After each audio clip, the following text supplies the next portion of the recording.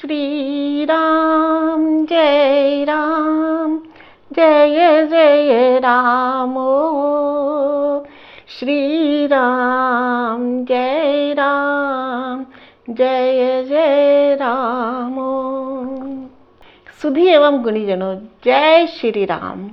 श्रीमद् वाल्मीकि रामायण की इस भक्ति, ज्ञान, कर्म एवं सत्संग की मंदाकिनी से जुड़ने पर मैं कुसुम शर्मा आप सभी का बहुत बहुत आभार एवं अभिनंदन करती हूँ।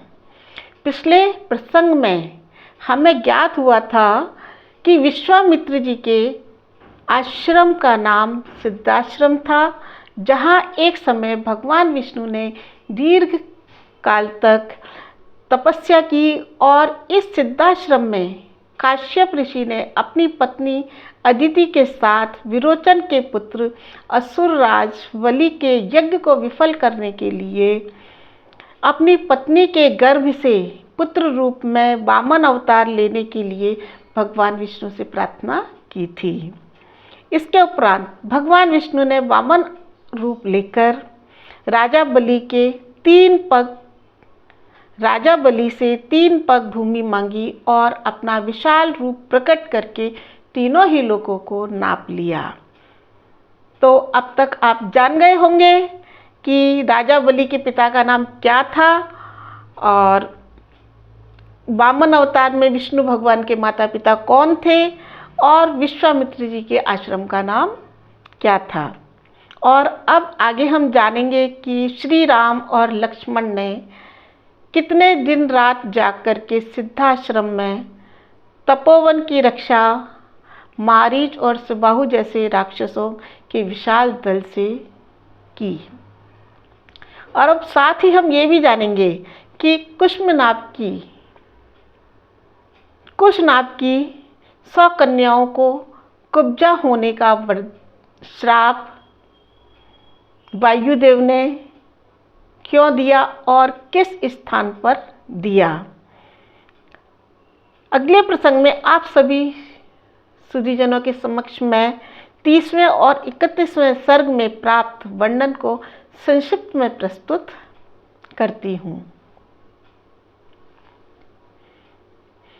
मुनिश्रेष्ठ, आप यज्ञ की दीक्षा ग्रहण करें। श्री राम के ऐसा कहने पर देश काल और मर्म को जानने वाले दोनों राजकुमार कौशिक मुनि से इस प्रकार बोले। भगवन् श्रोतुम इच्छामि यस्मिन् काले निशाचरौ संरक्षणीयो तौ ब्रूहि नाति वर्तते तत्क्षणम्। कि भगवान, हम यह सब सुनना चाहते हैं कि किस समय वो दोनों निशाचर का आगमन होता है। हमें उन्हें युद्ध भूमि में आने से रोकना है। कहीं ऐसा ना हो कि समय हाथ से निकल जाए। ऐसा कहने पर अन्य सभी मुनियों ने दोनों की बहुत प्रशंसा की और कहा, विश्वामित्र जी ने यज्ञ की दीक्षा ले ली है, अब वो मौन रहेंगे। आप दोनों रघुवंशी वीर सावधान होकर आज से 6 रातों तक इनके यज्ञ की रक्षा करें। और इस प्रकार कहने पर दोनों राजकुमार 6 दिनों तक और 6 रात तक बिना सोए सिद्धाश्रम की रक्षा करते रहे और उन्होंने किसी प्रकार की नींद भी नहीं ली। जब 6 दिन समाप्त होने पर आए तब वेदी से अचानक यज्ञ की ज्वाला उत्पन्न हुई, जो कि राक्षसों के आगमन की सूचक थी। तब श्री राम ने कहा,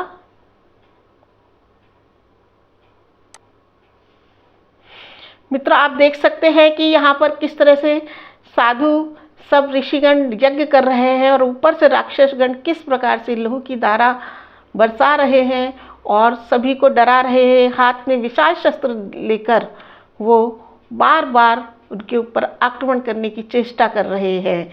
तो आगे हम देखते हैं श्री राम ने क्या कहा।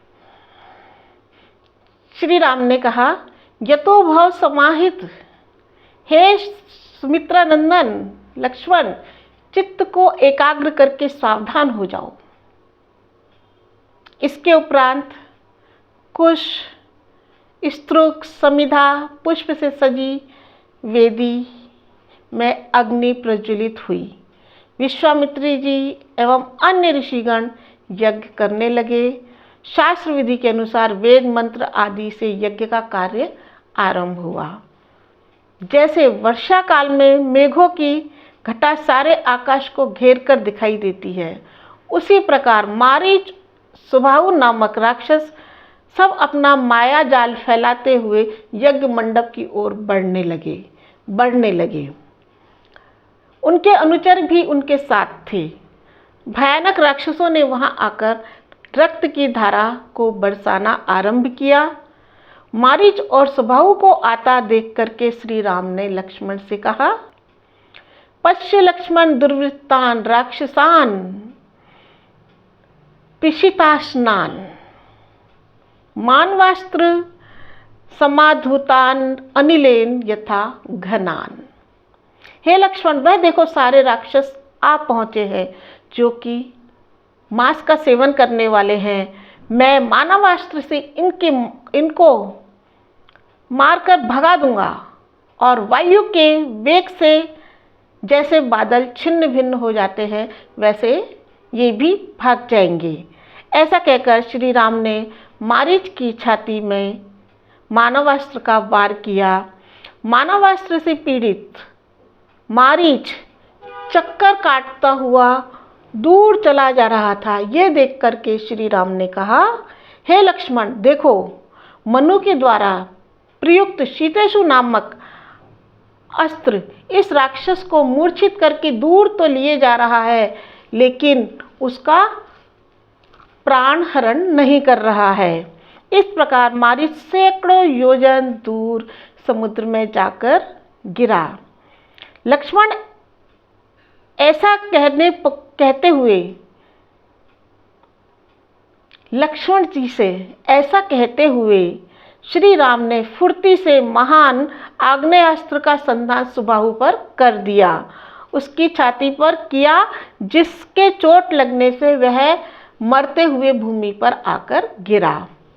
फिर दोनों भाइयों ने बाकी के असुरों का संहार भी कर दिया। इस प्रकार रघुनंदन राम ने यज्ञ में विघ्न डालने वाले समस्त राक्षसों का वध करके ऋषियों द्वारा बहुत सम्मानित हुए।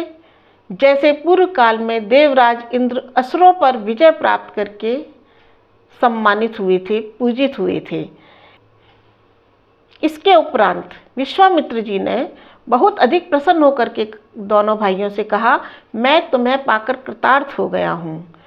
सभी उस समय बहुत प्रसन्न थे। सभी ने यज्ञ के कर्मों को पूर्ण किया। प्रातःकाल वे दोनों भाई मुनियों सहित विश्वामित्र जी को प्रणाम करके बोले, इमो इसमें मुनि शार्दुल किंकरो समागतौ, कि मतलब हे मुनि, हम आप लोगों के लिए यहाँ पर किंकर हैं, दास हैं। मुनि श्रेष्ठ आज्ञा पेतु शासन करवाओ किम, कि हे मुनि श्रेष्ठ आज्ञा दीजिए हम क्या करें। मुनि श्रेष्ठ हम दोनों को आपकी सेवा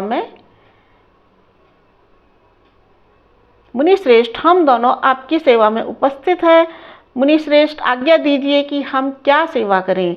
ऐसा कहने पर महर्षि विश्वामित्र को आगे करके ऋषि ने श्री रामचंद्र जी से कहा, हे नरश्रेष्ठ, मिथिला के राजा जनक परम धर्ममय यज्ञ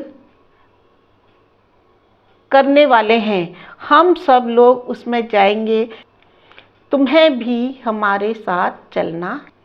और आगे विश्वामित्र जी ने कहा, वहाँ एक बहुत अद्भुत धनुष रत्न है, आपको भी देखना चाहिए।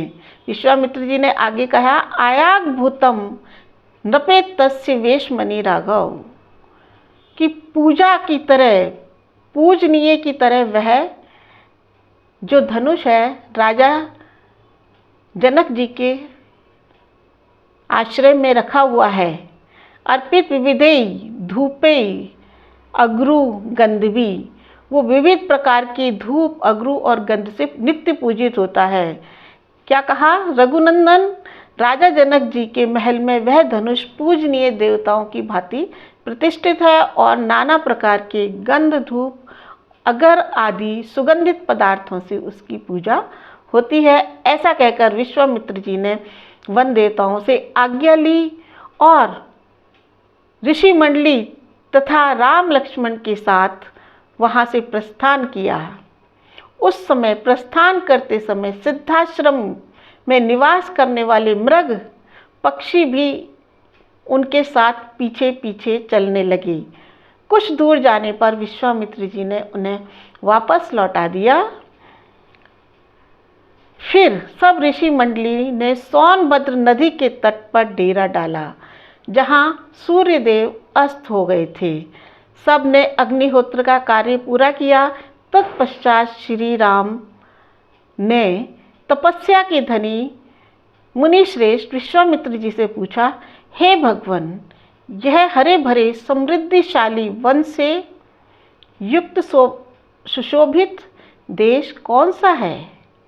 मैं इसका परिचय सुनना चाहता हूँ। आपका कल्याण हो, आप मुझे ठीक ठीक इसका रहस्य बतलाइएगा। मित्रों, आज का प्रसंग यहीं तक था। अगले वीडियो में हम देखेंगे कि विश्वामित्र जी ने इसी स्थान पर इस समृद्धिशाली वन, जिसके बारे में राम जी जानना चाहते हैं, कुश नाग की कन्याओं को वायुदेव ने कुब्जा होने का श्राप क्यों दिया, ये सब हम जानेंगे। सोनभद्र के प्रदेश को वसु की भूमि क्यों बताई। तो आप बने रहिए मेरे साथ। आप सभी को बहुत बहुत नमस्कार। जय श्री राम, जय भारत।